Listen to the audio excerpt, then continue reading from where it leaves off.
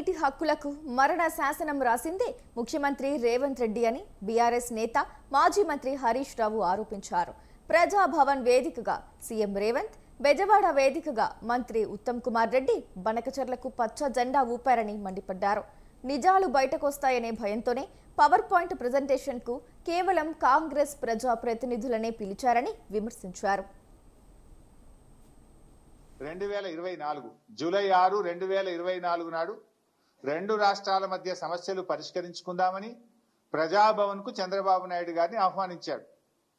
ఆహ్వానించిన తర్వాత ఆ విభజన హామీల ముసుగులో గోదావరి బనకచెర్ల చీకటి ఒప్పందం ప్రజాభవన్ ఆధారంగా రేవంత్ రెడ్డి చంద్రబాబు నాయుడు మధ్య జరిగింది. ఎందుకంటే జూలై 6, 2024 నాడు ప్రజాభవన్ లో రేవంత్ రెడ్డి చంద్రబాబు నాయుడుల మీటింగ్ జరిగింది. ఆ తర్వాతనే ప్రాజెక్టు పనులు స్టార్ట్ అయినాయి. రేవంత్ రెడ్డి గారు అదే రోజు ప్రజాభవన్ వేదికగా తెలంగాణ నీటి హక్కులకు మరణ శాసనం రాసిండు రేవంత్ రెడ్డి. ఆ తర్వాత ఏమైంది? జూలై 6, 2024 రేవంత్ చంద్రబాబు కలిసింది.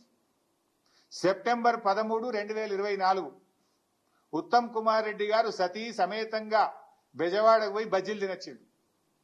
అక్కడ సైలెంట్ అయిపోయింది. ఇక బెజవాడ బజ్జీలు తిని బెజవాడకు పోయి చంద్రబాబు నాయుడు సతీ సమేతంగా కలిసి గోదావరి బనకచెర్లకు ఉత్తమ్ కుమార్ రెడ్డి కూడా పచ్చ జెండా ఊపిండు. ఆనాడు రేవంత్ రెడ్డి ప్రజాభవన్ వేదికగా, బెజవాడ వేదికగా ఉత్తమ్ కుమార్ రెడ్డి ఈ ఇద్దరు కలిసి ఈ గోదావరి బనకచెర్లకు జెండా ఊపిండు. జూలై 6, 2020 గోదావరి బనకచెర్లపై పోరాడింది బీఆర్ఎస్ పార్టీ అని హరీష్ రావు అన్నారు. మొద్దు నిద్రపోతున్న కాంగ్రెస్ ప్రభుత్వాన్ని లేపింది తామేనని చెప్పారు. బీఆర్ఎస్ హయాంలో కేసీఆర్ఏ చేశారని బురద జల్లే ప్రయత్నం చేస్తున్నారని మండిపడ్డారు. అసలు గోదావరి బనకచెర్ల మీద పోరాడింది బీఆర్ఎస్. మొద్దు నిద్రపోతున్నట్టు నటిస్తున్న కాంగ్రెస్ ను ముళ్ళుగట్టెతో పొడిచి నిద్ర లేపింది బీఆర్ఎస్. ఇవాళ టీఓఆర్ ఆగిందంటే కూడా ఆ తాత్కాలికమే, బట్ అది జరిగిందంటే కూడా అది బీఆర్ఎస్ పోరాట ఫలితం. అయితే రేవంత్ రెడ్డి దొరికిపోయి ఏం చేస్తాడంటే ఏదో బురద జల్లాలనే ఒక పిచ్చి ప్రయత్నం. ఏదో బీఆర్ఎస్ఏ చేసింది, బీఆర్ఎస్ హయాంలో కేసీఆర్ గారే చేసిండ్రు అని ఒక చిల్లర ప్రయత్నం. నేను అడుగుతున్నా, ఆనాడు అపెక్స్ కౌన్సిల్ మీటింగ్ లో ఎక్కడన్నా బనకచెర్ల అనే ప్రస్తావన ఉందా? అందులో బనకచెర్ల అనే ముచ్చట ఉన్నదా మిస్టర్ రేవంత్ రెడ్డి?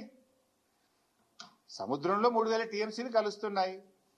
రెండు రాష్ట్రాలకు నీళ్లకు ఇబ్బంది ఉన్నది. రెండు రాష్ట్రాలు కూర్చొని ఇద్దరికి ఆమోదయోగ్యంగా ఎలా వాడుకోవాలో మాట్లాడుకోవాల్సిన అవసరం ఉంది అన్నాడు. ఇలా బనకచెర్ల ముచ్చట ఉందా? ఆంధ్రప్రదేశ్ కు రాసిచ్చిన ముచ్చట ఉందా? ఎక్కడైనా ఆంధ్రప్రదేశ్కి ఇచ్చిన మనం రాసిండ్రా? నువ్వు తీసుకపో అని ముచ్చట ఉందా? ఇలా బనకచెర్ల ముచ్చట ఉందా?